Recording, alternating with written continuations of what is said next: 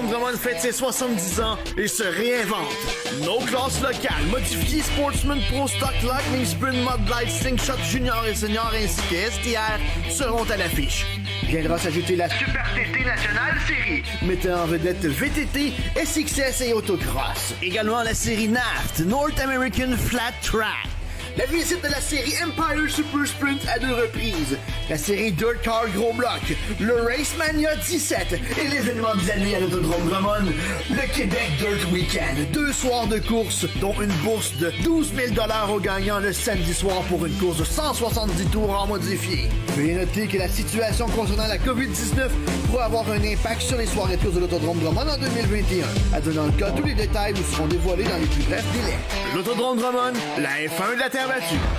Vous êtes tanné de votre vieux bazou et vous voulez du changement? Richard Auto, c'est l'endroit idéal pour trouver votre nouvelle voiture. Que ce soit pour une première, deuxième ou troisième chance au crédit et plus, tout le monde est accepté chez Richard Auto. En personne, au 625A Boulevard Lemire à Drummondville ou sur internet au richardauto.ca. Richard Auto, l'endroit idéal pour trouver votre voiture de rêve.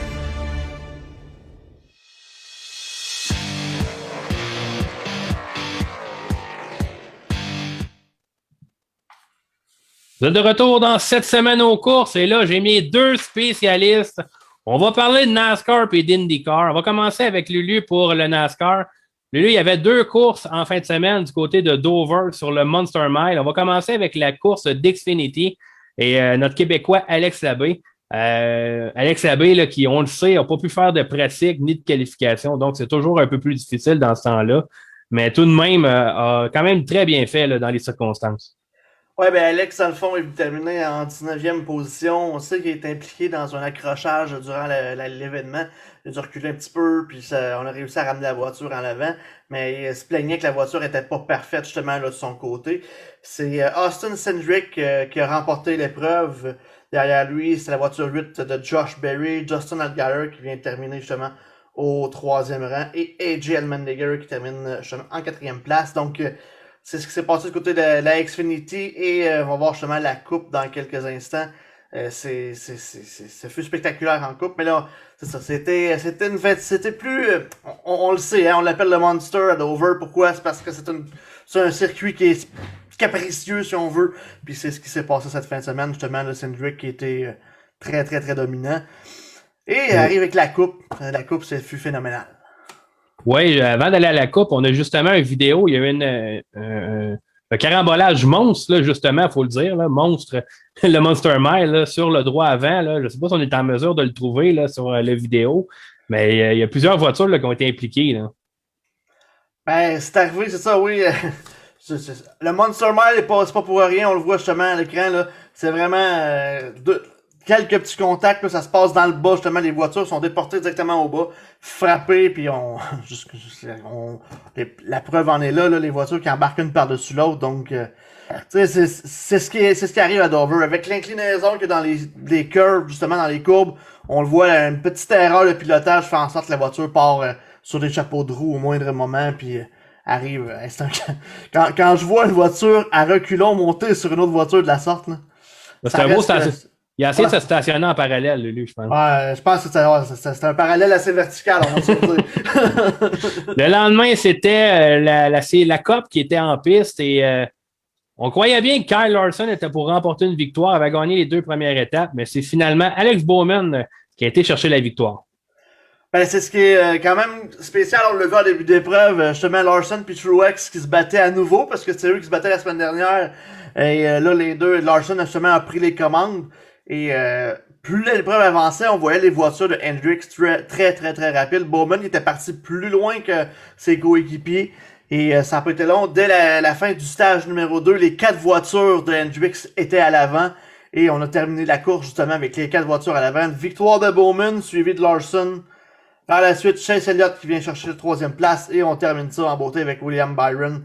Ça fut spectaculaire, justement, voir 4 voitures de la même écurie qui terminent à l'avant-plan. Ça démontre à quel point Hendricks sont au plus fort de la lutte tout au long de la saison. Mais là, la question qu'on se pose, quand Chase Elliott va remporter sa première victoire? Parce que là, On en a 2 du côté de Bowman. Du côté de Larson, on en a également. On a une également. On a une également du côté de Byron. Là, il reste juste Chase Elliott qui est pris sur pas le chapeau. Oui, il y a quand même une belle. Ça va quand même bien du côté d'Elliott, mais ça reste que. Je pense que ça doit être joué dans la tête. Le champion défendant, pas de victoire jusqu'à présent. Et là, c'est ce qui est le fun. Mais si on regarde en gros du côté de Hendricks, et ce qui est le fun, justement, Tommy, du côté de Hendricks, c'est que c'est une victoire un petit peu à saveur québécoise. Pourquoi? Parce que chez Hendricks Motorsport, il y a 4 Québécois qui sont membres de l'équipe de Hendricks. Patrick et Andrew Osoki, les frères. Patrick est dans l'ingénierie de la voiture et Andrew du côté des moteurs. Et leur fils, le fils de Patrick, Oran, qui s'occupe des pneus arrière de la voiture de William Byron. Et Alex, le fils de Andrew, qui est responsable du développement montage métal, c'est-à-dire montage avec les machineries au laser pour les voitures de Hendricks. Donc, un petit côté positif pour nos Québécois. Avec une performance de la sorte, on voit que le travail qu'ils ont accompli fut fait à la perfection. Tu as parlé justement de Chase Elliott. Il n'a pas été chanceux. Il a encore dû passer de l'arrière parce qu'on a trouvé quelque chose d'illégal sur sa voiture après la qualification. Tout de même terminé sur le podium. C'est une belle course de sa part. Hein. Ouais, ben justement, comme tu le dis, après la qualification, l'inspection fut un petit peu plus difficile du côté d'Elliott. La voiture justement a parti directement à la fin. Mais justement, on avait tout pour dominer et c'est ce qui est arrivé du côté de la voiture neuve de Napa de Chase Elliott. Puis c'est spécial ce qui se passe avec Hendricks cette année. Là. On les a vus dans le passé, dans le temps qu'on avait les Jimmy Johnson, les Jeff Gordon et les Kyle Busch qui étaient présents dans la voiture 5 également à l'époque. C'était une écurie qui dominait. Et là, on revient à l'avant-plan chez Hendricks et là, on voit que l'embauche d'un Carl Larson. Carl Larson est le pilote le plus vieux chez Hendricks présentement. Larson est dominant partout. On l'a vu l'an passé, on le voit cette année. Et là, on vient ramener justement des jeunes. Une belle compétition amicale à l'interne, mais qui fait en sorte que ça amène toujours ces voitures-là à l'avant-plan. Cédric, tu as eu la chance de regarder justement cette épreuve-là. Qu'est-ce que tu en as pensé? Écoute, je suis surpris là, quand même là, quand on regarde Kevin Harvick, Denny Hamlin et Chase Elliott, les 3 qui sont toujours sans victoire cette année, alors que si je me rappelle bien, c'est 21 victoires les 3 ensemble en la saison 2020. Je m'attendais à ce que ce soit un des 3 qui l'emporte dans cette course-là. Mais bon, finalement, c'est ça, c'est Alex Bowman qui a profité de la meilleure aéropue de la saison depuis le début de la saison de NASCAR, très impressionnant. Mais avec Carl Larson qui domine les deux premières étapes, on ne savait pas trop où ça allait se rendre, mais Dover, c'est une piste qui est tellement impressionnante avec les inclinaisons dans les virages, puis même l'élévation, quand tu sors du virage, là, ça rajoute pas mal d'incidents, là, si on veut, là, sur la course. C'est une course qui est intéressante, mais 400 tours quand même, il faut le faire. Il faut aimer ça, la course automobile pour regarder ça. Mais pour le NASCAR, c'est ça qui va être intéressant. Là, la semaine prochaine, c'est COTA. COTA, première fois qu'ils s'en vont là. J'ai hâte de voir les pilotes. C'est certain que je vais être devant mon écran dimanche prochain. Oui, circuit routier. Oui, exact. Donc, ça arrive, là, les festivités du Indy 500 sont sur le point de commencer, Cédric. Et déjà, on avait une course à Indianapolis sur le road course, donc sur le circuit routier. Et c'est Rinus VeeKay qui a été chercher la victoire, jeune pilote de 20 ans. Un peu une surprise, 2 journées de surprise, parce qu'il faut parler également là, de la pole position de Romain Grosjean. Écoute, c'est une course très surprenante. Rinus VeeKay, seulement 20 ans quand même, là, très talentueux. Puis qu'est-ce qui est intéressant là-dedans, c'est que tout comme Colton Herta, c'est quelqu'un qui a grandi dans l'échelle, si on veut, on appelle ça le IndyCar Ladder en anglais, par les systèmes inférieurs pour se rendre là. Puis seulement à 20 ans, sa 19e course en carrière qui remporte sa première victoire. Très, très, très impressionnant, très talentueux. J'ai eu la chance de voir des courses en 2019 quand il était en Indy Lights. Dominant, Rinus VeeKay. Et en plus de ça, il n'est pas avec une grosse écurie avec Ed Carpenter Racing. C'est une écurie qui performe beaucoup sur les circuits ovales, mais sur les circuits routiers, c'est un petit peu plus difficile. Mais on a très bien performé ce week-end, même avec Connor Daly qui pilote la voiture numéro 20 en remplacement d'Ed Carpenter qui court les ovales. ben, il a éterné dans le Fast Six en qualification, qui était quand même impressionnant. Donc, c'est une belle performance, une belle surprise. C'est encore plus le fun de voir ça cette année. 3 des 5 victoires ont été des premières victoires en carrière depuis le début de la saison. C'est assez impressionnant qu'on a vu Paolo. Ensuite de ça, on a eu Pat Howard et là maintenant, Rinus Mieke à 20 ans. Oui, j'en ai parlé tout à l'heure. C'était les qualifications. Et Romain Grosjean a vraiment sorti un lapin de son chapeau, a été chercher une pole position. C'est incroyable le retour que ce gars-là fait après avoir passé près de mourir, là, un cheveu de la mort. Là. Il dit 5 secondes plus tard et ça y était. C'est quelque chose qu'il dit. Là. Et quand même, 3e course en carrière IndyCar de faire ça sur un circuit qu'il ne connaît pas. Visiblement, le circuit d'Indianapolis, c'est pas le même qui était couru dans le temps par la Formule 1. Il y a quelques différences, mais tout de même, quelle performance. On le sait même du côté de Grosjean. Là. Encore une fois, c'est pas Penske, c'est pas Chip Ganassi. On parle de Dale Coyne Racing. Donc, c'est impressionnant. Puis Romain Grosjean, il a démontré tout son talent. On sait que dans la Formule 1, il était plus reconnu pour être un wrecking ball, si on veut, en tant que pilote. Mais là, wow, quelle impressionnante performance pendant qu'on va sortir de sa voiture, de sa monoplace. Un tour parfait. C'est certain que c'était un Fast Six là, en qualification qui était un peu spécial. Il n'y avait pas des gros canons. Scott Dixon partait très loin dans cette course.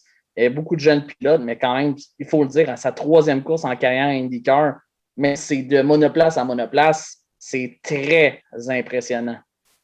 Cédric, là, je veux que tu expliques aux gens à la maison. Tu nous en parlais justement lorsqu'on a eu notre meeting d'avant show. Là, tu disais à quel point tu étais déçu de ne pas pouvoir être à Indianapolis cette année. Parle-nous un peu là, de comment ça se passe là-bas et quand toi, tu y vas justement, là, comment ça se passe? Écoute, j'ai eu la chance d'aller à Indianapolis en 2018 et en 2019. En 2018, seulement, j'avais été pour la fin de semaine du Indy 500, donc le vendredi avec le Carb Day. Ensuite, c'est Legends Day le samedi et le Indy 500 le dimanche. Mais en 2019, j'ai eu la chance de passer 3 semaines complètes à Indianapolis. Donc, pour la course du Indy, le Grand Prix d'Indianapolis, les qualifications, les pratiques, et c'est la folie furieuse là-bas pour la course automobile. On sait qu'Indianapolis, ils appellent ça la capitale de la course au monde. Ils l'appellent en anglais The Racing Capital of the World. Et surtout de voir ça le dimanche là, du Indy 500, les 300 000 et plus personnes, les puits remplis. À 5 heures le matin, c'est complètement fou pour te rendre. Faut que tu te lèves tôt, sinon ça te prend des heures de te rendre à Speedway. C'est incroyable là-bas. Puis l'IndyCar, premièrement, l'Indy 500, c'est une des courses les plus mythiques au monde. C'est couru la fin de semaine précédente, le Memorial Day, tout comme le Coca-Cola 600 puis le Grand Prix de Monaco, normalement. Mais c'est impressionnant. Écoute, le fait de côtoyer les journalistes à travers le monde, c'est toujours spécial dans la salle de presse là-bas, de faire le tour des puits, interviewer les pilotes, que ce soit en français, lorsqu'il y en a. C'est toujours plaisant. Et aussi, je dois vous dire, mon coup de cœur, là, c'est avant la course, là, quand on voit la grille de lancement à l'écran, c'est d'aller marcher là 15 minutes avant qu'ils disent « Drivers, start your engine », tu te promènes avec tout le monde qui est là. C'est assez spécial. Tu te tournes à ta gauche, tu as 300 000 personnes qui sont dans les estrades. C'est nulle part ailleurs que tu vis ça. Là. Cédric, tu as pu côtoyer les pilotes durant la semaine. On sait à quel point les vitesses sont démentes à Indianapolis. Est-ce que tu as senti qu'il y a certains pilotes qui étaient un peu plus nerveux, disons? Hein? Écoute, non, parce que là-dedans, là, ils ont tellement de pratiques à Indianapolis. Là, ils ont des pratiques avant la saison, quand que la température le permet, ou à la fin de la saison, au début octobre, là, que la saison termine. Ils ont quelques essais sur l'ovale. Sinon, à partir de demain, ils ont des pratiques mardi, mercredi, jeudi, vendredi. On parle des pratiques de 11 à 6. 11 le matin à 6 l'après-midi. Donc, c'est 7 heures de piste par jour. Qui n'ont pas le choix parce qu'au mois de mai, à Indianapolis, il y a de la pluie un jour sur 2. C'est le climat du Midwest américain. Donc, ils n'ont pas le choix de faire ça. Et les pilotes ils passent des jours et des jours à ajuster la voiture. Mais tu sais, quand tu rentres dans le virage numéro 3 à 240 000 à l'heure, c'est assez impressionnant. Puis après ça, tu dois ralentir. Parce que quand ça frappe, si tu rates moindrement ton virage, ça frappe pas mal à 220. Puis une chance que les safer barriers. Mais ils ont peur, c'est certain, mais ils ne peuvent pas le démontrer. Puis quand tu conduis avec la peur sur les circuits ovales, ben tu ne gagnes pas. Il faut que tu vives avec ce risque-là pour avoir du succès. Ça va être les qualifications. Les qualifications, ça ne fonctionne pas. Ce n'est pas seulement un tour. Là. Il y a différentes façons de se qualifier pour le Indy 500. Là. Exactement. Ça commence samedi. Ça commence à midi samedi et ça roule jusqu'à 5h50. Il ne faut pas dire 6h parce que James Hinchcliffe, il y a 3 ans, il pensait que ça terminait à 6h. Puis à 5h50, quand il y a un gun, là, je ne sais pas comment il appelle ça, là, pour mettre un fin à la séance. C'est Indianapolis, c'est la seule affaire qui fonctionne comme ça. Et tu peux faire combien de tentatives que tu veux. Tu as deux lignes, la fast lane et la ligne des autres. Chaque pilote a la chance d'y aller, mais si tu t'en vas dans la fast lane, ben, tu as la chance de dépasser tout le monde, mais tu perds automatiquement ton meilleur temps. Donc, c'est quelque chose de complètement fou samedi. Là. On appelle ça Bump Day. C'est la traditionnelle qu'il y a là. Et ça, c'est pour permettre la journée de dimanche où il y a les 9 premiers là, qui sont là, donc les 3 premières lignes, parce qu'on part à 3 de large à Indianapolis. Il y a le Flying pour la course sur circuit ovale qui est important. Dans le fond, les pilotes sont les 9 premiers dans la séance de samedi. Ils vont à chacun leur tour pour créer les 3 premières lignes. Dans le fond, tu as 4 tours, c'est la moyenne de 4 tours qui te donne la pole position ou les positions 1 à 9. Et ensuite de ça, les positions 10 à 30 sont déjà planifiées. Et la dernière chose pour les qualifications qui est spéciale, c'est que les positions 31 à 33 ne sont pas setées avant le dimanche après-midi. Parce que là, cette année, il y a 35 monoplaces qui vont avoir la chance de tenter de se qualifier. Donc, c'est-à-dire qu'il y aura 2 monoplaces qui ne seront pas qualifiées pour la course. Donc, pour le dimanche, en plus du Fast-Lane, il va y avoir la dernière rangée. Donc, les pilotes qui ont sorti 31e, 32e, jusqu'à 35e temps du samedi, vont se batailler pour les 3 places de la dernière ligne. Donc, c'est assez impressionnant. Et Cédric, à moins de me tromper, là, je me souviens d'avoir lu ça. Il y a une équipe toute féminine cette année là, qui tente de se qualifier. Là. Exact, c'est avec Simona De Silvestro. Ça s'appelle Paretta Autosport ou Motorsport, quelque chose comme ça. C'est tout nouveau. Simona De Silvestro qui a déjà couru dans les IndyCar il y a quelques années, mais il y a plusieurs femmes là, dans l'écurie, que ce soit pour changer les les pneus et tout ça. Là, c'est un autre step là, qu'on prend IndyCar. Puis je vois malheureusement, je n'ai pas la chance d'être là comme qu'on le sait, mais je vois beaucoup de choses sur les réseaux sociaux disant que cette année, encore une fois, les écuries ont pris un step supplémentaire au niveau de l'inclusion des stands sur jusqu'à. Malheureusement, on a perdu Cédric. Donc, on le réinvitera la semaine prochaine. Est-ce que Cédric, tu es de retour? Ouais, je suis là. Bon, OK, bon. Oui, tu es de retour. Ouais, je suis désolé. On sait des fois, là, mon Internet, il lag un peu. On en était où? On va y aller rapidement. Tu parlais là, de l'équipe féminine, mais on va y aller rapidement avec qui sont les favoris pour faire la pole. Écoute, j'ai pas le choix d'y aller avec Alexander Rossi, qui connaît une saison atroce, je dois le dire, mais Andretti est toujours très rapide la journée de qualification, dont la saison dernière, l'année dernière, c'était Marco Andretti qui avait tenu la pole à Indianapolis.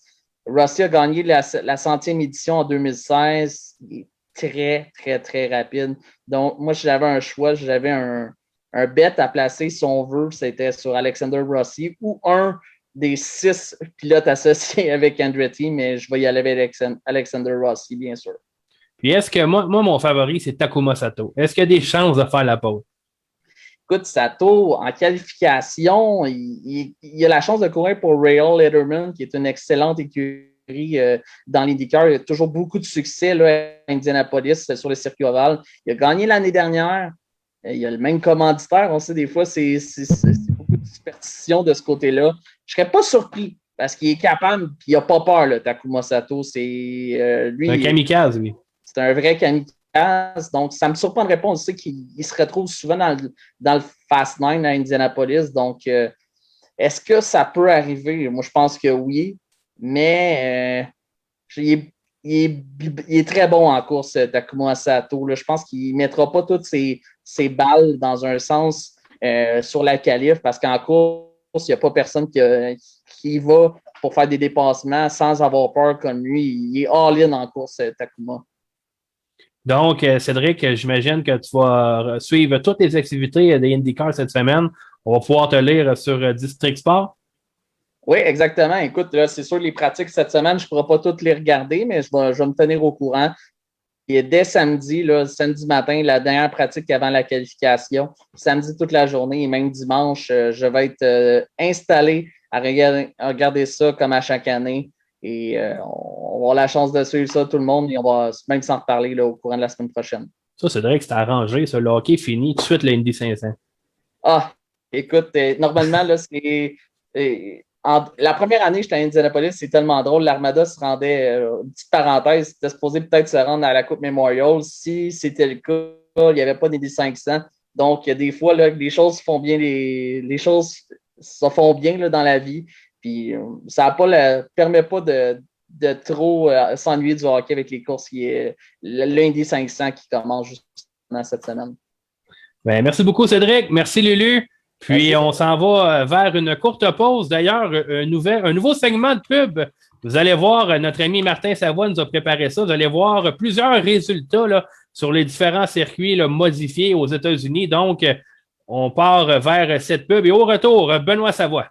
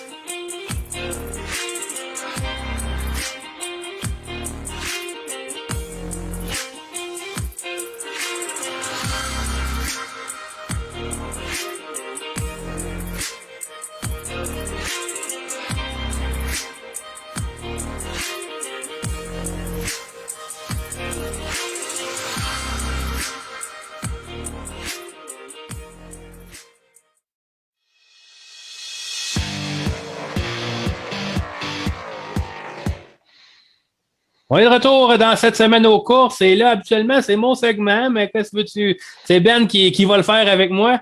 Donc, Ben, on avait des super modifiés du côté d'Oswego et pourquoi on en parle? Parce que Max McLaughlin Elle s'est trouvé un volant dans cette série-là. Et ça, on devient habitué un peu de voir Oswego sur terre battue. Et là, on le voit sur asphalte. Regardez bien l'accident dans la première course. Un petit peu avant ça, Pierre-Luc. Regardez ça. Oui, la voiture qui fait complètement un tout droit, là, qui va percuter les murs et la particularité Oswego, lorsque c'est sur l'asphalte, il rajoute des blocs de styromousse pour protéger du mur de ciment. Le styromousse qui agit en tant que safer barrier, là, comme qu'on voit sur le circuit NASCAR, les grands circuits ovales. Là. Donc, c'est un gros accident, beaucoup de dégâts, autant pour les voitures que pour tout le styromousse à ramasser là, pour les équipes. Là. Esthétiquement, là, ces voitures-là, moi, je les trouve très belles, Ben. Oui, vraiment, c'est vraiment particulier. Là, c'est, on dirait vraiment une coque de Formule, une coque de F1 avec vraiment toute la mécanique qui est décentrée. Des ailerons de Formule à l'avant, à l'arrière, des gros pneus larges. Donc, une série très spectaculaire. Oui, je sais qu'il y a plusieurs Québécois qui aiment assister justement à ces courses. J'ai jamais eu la chance de voir ce genre de voiture. On va faire partie de la bucket list, Benoît. Les gars de course, on va devoir aller voir ça. Pour en revenir à la course, Max McLaughlin partait à l'avant du peloton et a été chercher une victoire là, presque inespérée. Oui, Max McLaughlin là, qui mène, on peut presque dire une double vie, là, un pilote talentueux sur terre battue, mais également là, sur l'asphalte, sur cette course d'Oswego. Seulement la deuxième fois là, qu'il participait là, sur le tracé là, d'asphalte à Oswego. Parti de la première position, a connu un très bon temps de qualification. A connu une très, très bonne course tout le long. Et dans les derniers instants, il était pour terminer deuxième, mais malheureusement, celui qui était en première position devant lui, il faut dire, qui est son coéquipier, a carrément manqué d'essence en rentrant dans la course numéro 3. Donc, on voit là, sur les images, là, il tente de faire louvoyer la voiture pour avoir faire monter de l'essence au moteur. Ça doit être choquant, ça. Ouais, et McLaughlin qui a gagné par 159 millièmes, là, donc McLaughlin était très, très, très content de cette victoire à Oswego. Là. On va revenir à McLaughlin. On va parler de la course de la Short Track Super Series qui a eu lieu le mardi à Accor. Il était supposé être là avec la voiture 357. Malheureusement, on a eu un trouble avec la remorque. On n'a pas pu se présenter. Et là, on voit d'ailleurs des images de la finale, Ben. On l'a écouté ensemble. Pas ensemble vraiment, là. Mais il faut le dire, là, Stuart Friesen était là. Accident dans la qualification. Pas de voiture de spare. Soirée terminée. Oui, Friesen, on se demande, est-ce que vraiment c'est parce qu'il n'avait vraiment pas de voiture? On a quand même des doutes là, à savoir qu'une équipe aussi grosse que Almar là, a l'habitude de traîner probablement deux voitures assurément. Là, ou est-ce qu'ils ont pris la décision, vu qu'il fallait qu'ils passent par les consolations, il y avait quand même beaucoup de voitures d'inscrites. La piste Dakar qui est une piste très, très, très spéciale. Les virages sont serrés, les droits sont très, très, très étroits. Est-ce qu'on a tout simplement décidé du côté de Friesen de ne pas prendre de chance de briser une deuxième voiture, juste laisser ça dans la remorque puis passer son tour. Donc, Friesen là, qui a été contré à l'abandon là, du côté de Dakar. Au niveau de la course, Benoît, ça a été un très beau moment puisqu'il faut savoir que cette course-là, on avait une bourse de 5440. Le 440, c'était en l'honneur du père d'Anthony Perrigo, qui est décédé en 2020. Donc, on voulait lui rendre hommage et quoi de mieux que remporter la victoire là, pour Perrigo. Oui, vraiment une très, très belle course de Perrigo, qui est un habitué de la piste de Accor. Sur la première ligne de départ, on avait Shane Jablonka et Bobby Eckel qui se lançaient sur la première ligne. On était censé de voir Andy Bacchetti partir en deuxième position, mais a dû changer de voiture suite à un bris là, de pompe à l'eau, là, a dû partir de l'arrière. Donc, on a vu aussi une très, très belle course là, d'un jeune pilote, Tyler Dipple, là, qui était parti de la quatrième position, a mené plusieurs tours à l'avant jusqu'à temps qu'il se fasse avoir là, sur un départ là, par Perrigo. Là. Et Perrigo l'a également mentionné à l'entrevue là, que c'est son expérience à la piste de Accor là, qui a vraiment permis d'avoir une très, très bonne relance et de passer là, Dipple, parce que Dipple avait vraiment une très, très bonne voiture. Et Benoît, c'est un peu plus difficile pour Matt Williamson dans la voiture 88 cette année, mais lorsqu'il se présente avec la voiture 3 là, dans la Short Track Super Series, à chaque fois, c'est des bons résultats.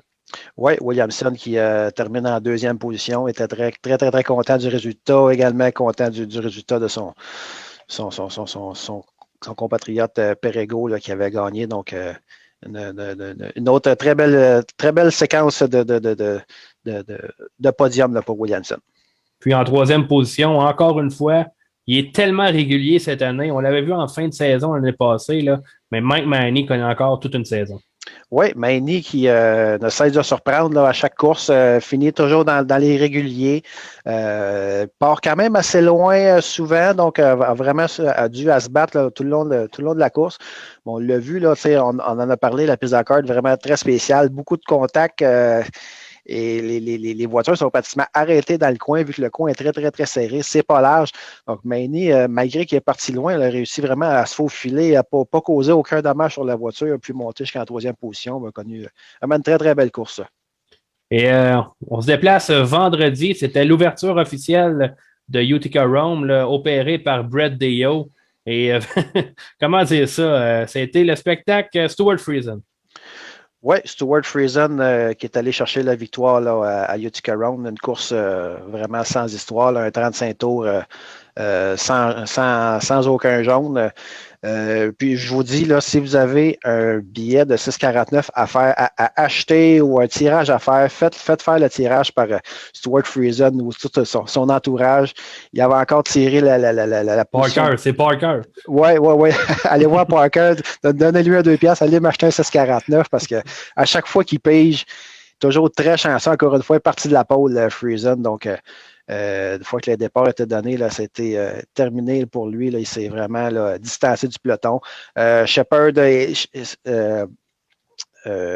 était le seul là, qui était capable de maintenir le rythme, réussir à le suivre. Là. Mais Stuart Friesen est allé vraiment laper jusqu'à la troisième position. Donc, toute une course là, de Stuart Friesen. Tu finis troisième. T'es Andy Becchetti, tu termines troisième, là, puis t'es un là-dedans. Oui, vraiment. Puis il faut signaler aussi Jessica Friesen, partie quatrième. Dès le départ de la course, là, par l'extérieur, elle est venue prendre la deuxième position. Elle fait vraiment une très, très belle course là, du côté de Jessica Friesen. Termine quatrième. Oui, et Rocky Warner prend la cinquième position. C'est un peu les mêmes pilotes qui se sont présentés le lendemain, là, du moins le sans Matt Shepard, là, du côté de Fonda. Et encore une fois, il est chez eux à Fonda. C'est incroyable. Stuart Friesen. Oui, Stuart Friesen qui s'est lancé de la 12e position et ça a pris seulement 20 tours là, avant qu'il se rende à l'avant. On avait une course de 30 tours là, du côté de Fonda. Donc, Stuart Friesen, un des pilotes vraiment qui est l'homme à battre là, à Fonda. Oui, puis on a vu là, Mike Maresca était de retour dans la voiture 247. On le sait, depuis le début de l'année, il conduisait sa propre voiture. A eu beaucoup de difficultés. Il a pris la voiture 247 qui a permis de remporter le championnat l'an passé, terminé quatrième. Friesen, vraiment, c'était la course à Adam McAuliffe, mais Friesen, étant Friesen, est venu le chercher, mais tout de même une très belle deuxième position pour ce pilote-là. Oui, vraiment. Et puis, une petite statistique que je veux rajouter, là, que j'ai oublié du côté de Utica Round, là, pour Stuart Friesen, c'était sa 13e saison consécutive avec au moins une victoire là, à la piste de Utica Round. Puis il doit courser 2 soirs par année. Là. Ouais. Parce qu'il faut le dire, Utica Rome, malgré qu'on veut présenter des spectacles réguliers le dimanche soir, là, il y a 2 ans, je pense qu'il y a plus 3/4 du temps. Donc, c'est extrêmement difficile de présenter des courses. Le premier programme de l'année a été annulé. On n'a enfin pu en présenter un. Donc, on souhaite la meilleure des chances à Brett Deyo du côté des Utica Rome. Donc, on voit les résultats de Fonda. Stuart Friesen a remporté la victoire. Adam McAuliffe, 2e. Rocky Warner a terminé 3e. Mike Maresca et Dave Constantino a terminé 5e.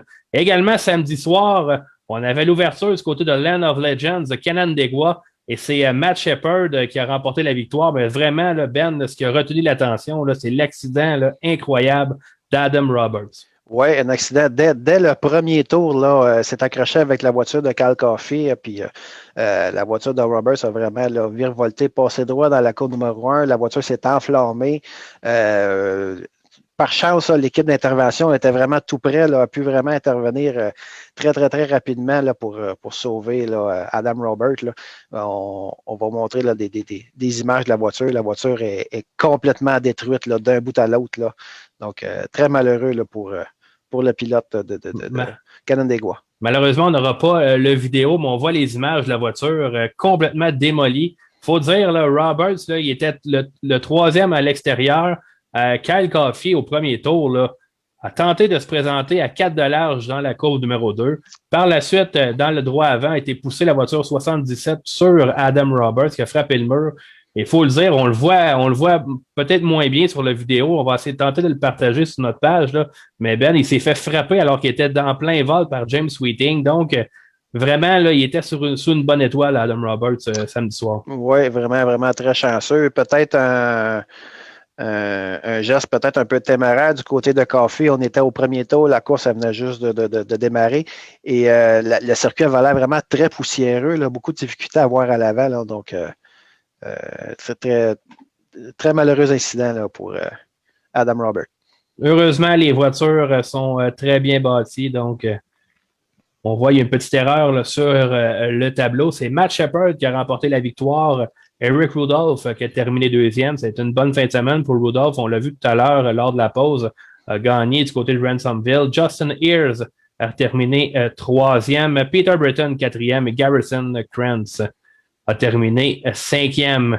Benoît, on va maintenant se déplacer vers les sprint cars qui étaient en action du côté de la Pennsylvanie à Lincoln pour le premier soir. Et à chaque fois, là, du côté des World of Outlaw, on se prend plaisir à battre les Posse. On sait qu'on a toute une rivalité entre les deux. Et ça a été un balayage. Et ça a commencé là, mercredi soir ou jeudi soir. Mercredi soir du côté de Lincoln, alors que Brad Sweet a été remporté la victoire.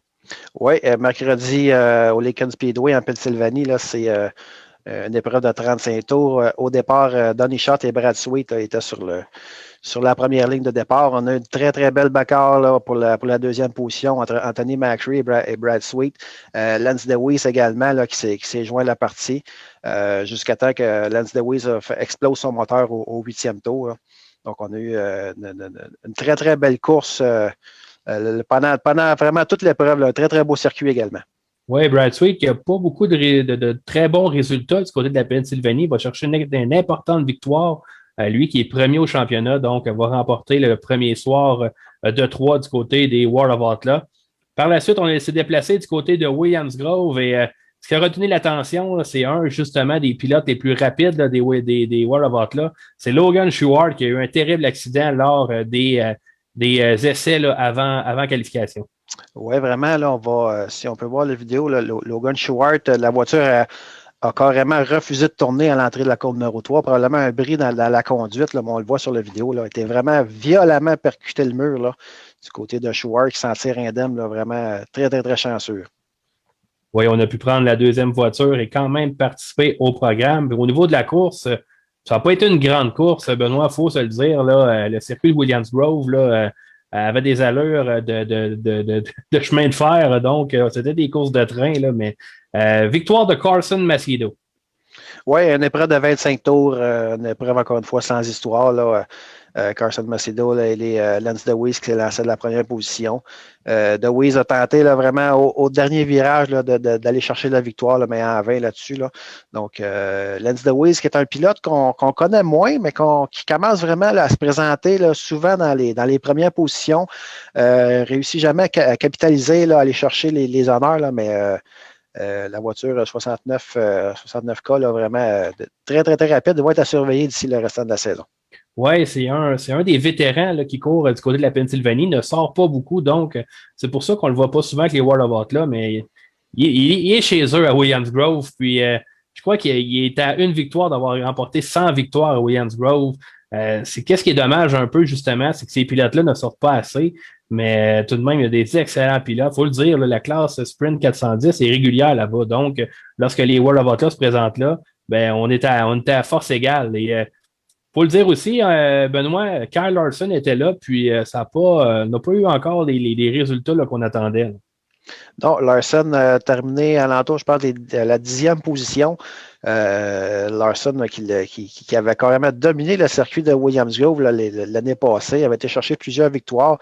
Larson lui-même qui disait qu'avant, il détestait le circuit de Williams Grove, mais quand il a réussi à gagner, c'était devenu sa meilleure piste, la piste qu'il préférait le plus. Donc, un week-end un peu plus difficile côté de Williams Grove. Donc, Larson qui a participé aux deux épreuves là, sur le circuit de Williams Grove en fin de semaine. Donc, on voit à l'écran le top 5. Carson Macedo qui va chercher la victoire devant Lance DeWeese. Brent Marks qui continue d'accumuler les bons résultats là, dans sa propre voiture. On le sait, là, qui est avec CGB Motorsports, maintenant avec sa propre voiture, termine 3e. L'Australien James McFadden termine 4e. Et au 5e rang, on a la recrue Aaron Reitzel qui termine 5e. Le lendemain, on était encore du côté de Williams Grove et c'est ce même Aaron Rodzel qui a été chercher la victoire. Oui, Rodzel qui s'est lancé de la première position là, à côté de Giovanni Scelzi. Encore une fois, une course de 30 tours sans grandes histoires, un peu comme on avait vu la veille. Donc, Larson un peu mieux performé, termine 6e du côté de Carl Larson, la voiture numéro 57.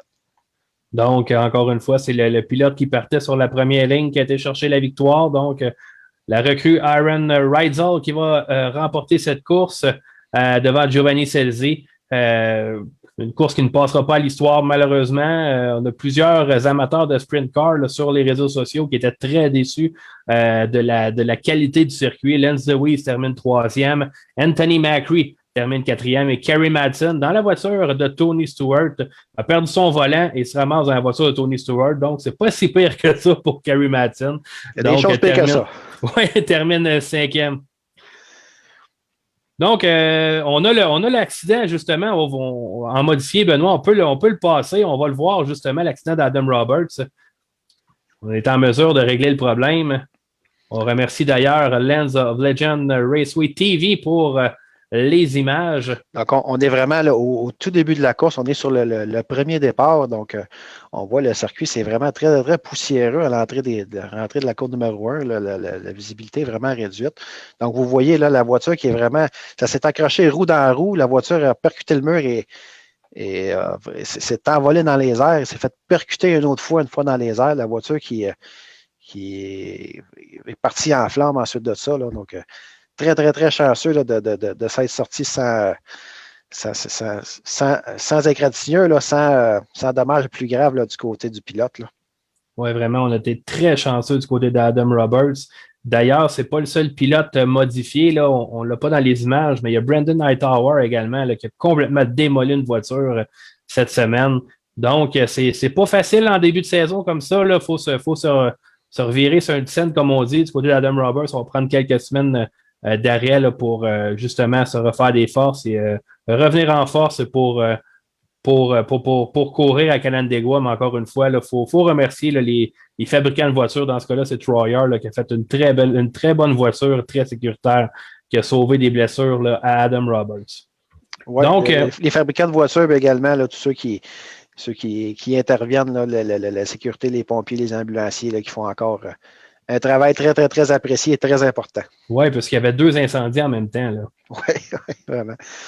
Au niveau des sprint cars, il y avait la série All-Star aussi, Flow Racing, qui était en action à I-96. Et c'est Sunshine, Tyler Courtney, qui a été chercher la victoire.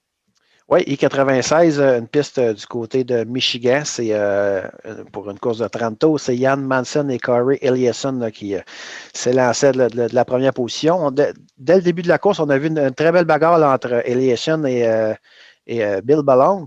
Et un accrochage là, avec Paul McMahon est venu mettre fin à la course là, de Ballong là, qui vraiment se battait là, pour la deuxième position. On a eu des slide jobs là, à chaque tour là, entre Eliasson et Ballong. Donc, ensuite de ça, on a eu sur un autre départ une bagarre entre Tyler Courtney et Jan Manson.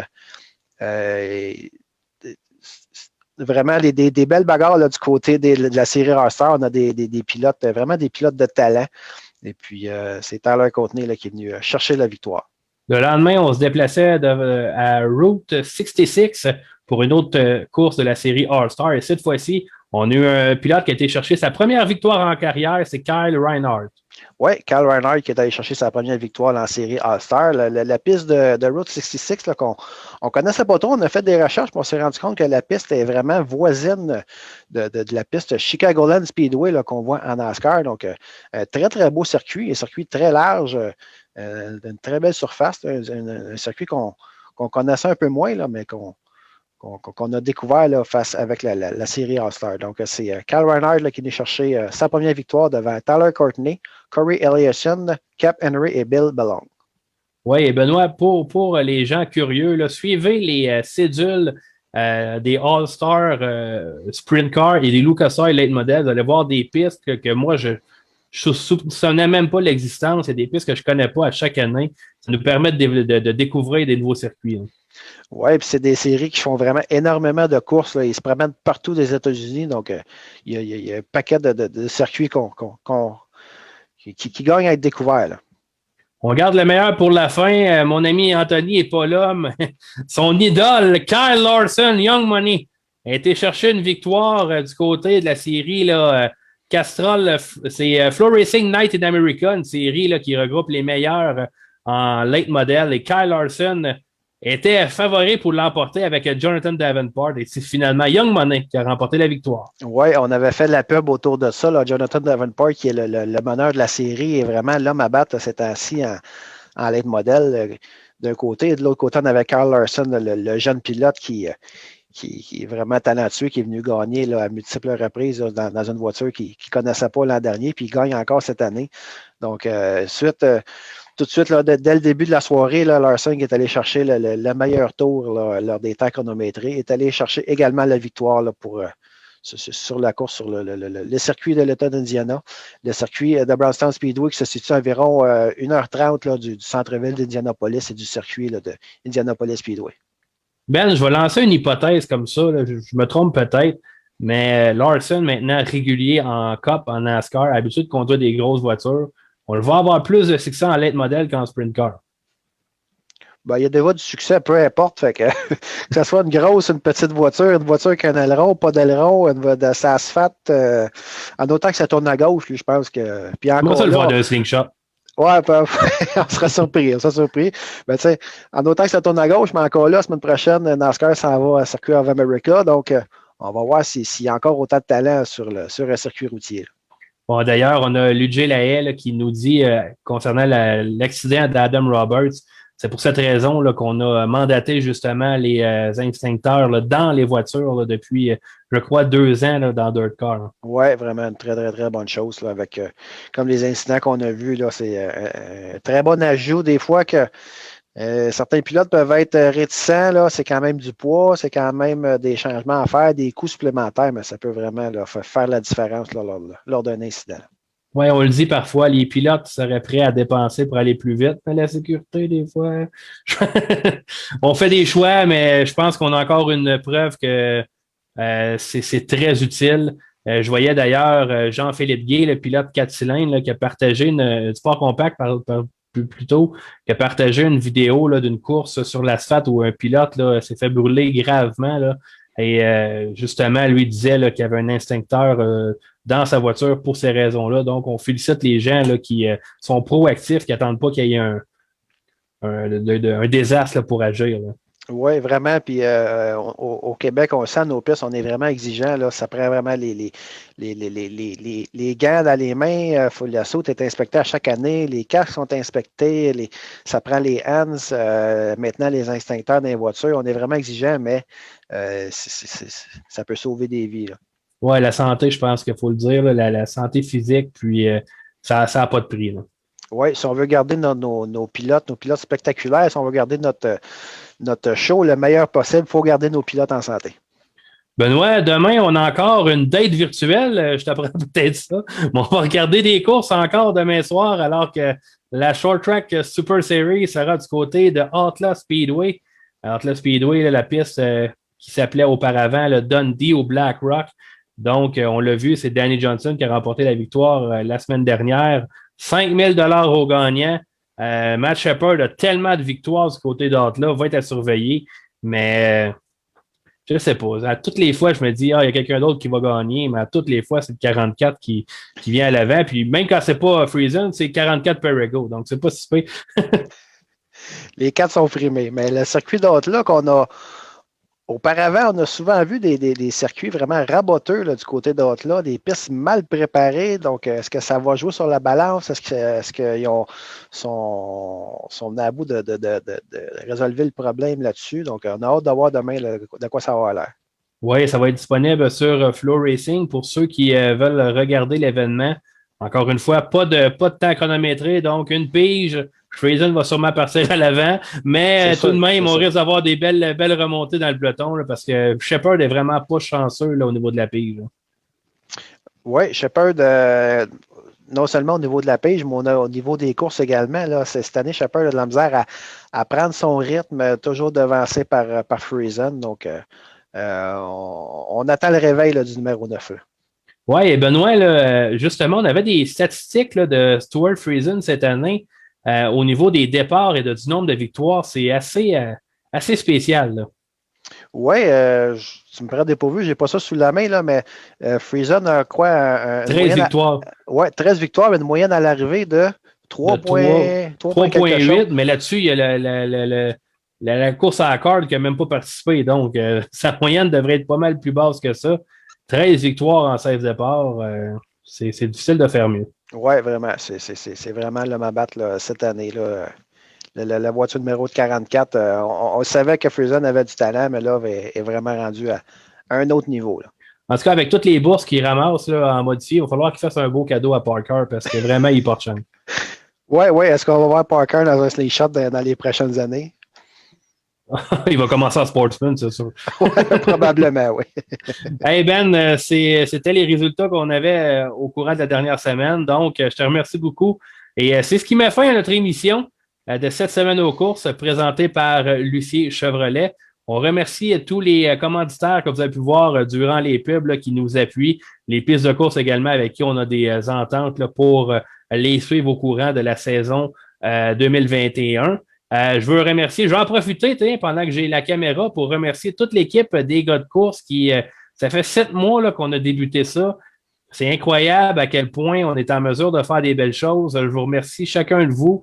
Je les nommerai pas parce que j'ai oublié quelqu'un, c'est sûr, mais merci beaucoup à tout le monde, les photographes, tout le monde. Et là, j'ai Kevin Lézignac qui m'écrit, là, il me dit qu'on a un scoop. Là. Est-ce qu'on peut en parler? Faire signe subtilement qu'on a un scoop, oui. On va annoncer demain avec les couvre-feux vont être levés à compter du 28 mai prochain, selon le premier ministre. Donc, ce que ça veut dire, c'est que ça pourrait permettre éventuellement le futur retour des courses. On se croise tous les doigts, là. On va voir ce qu'il y en a. Mais oui, effectivement, ça s'en vient tranquillement. Puis j'ai hâte de voir ce qui va se passer avec je pense qu'on a d'autres discussions avec les ministres du côté des propriétaires des autodromes, à ce qu'on a dit. Donc, on reste à l'affût. Et dès qu'on a petit quelque chose, on vous tient au courant.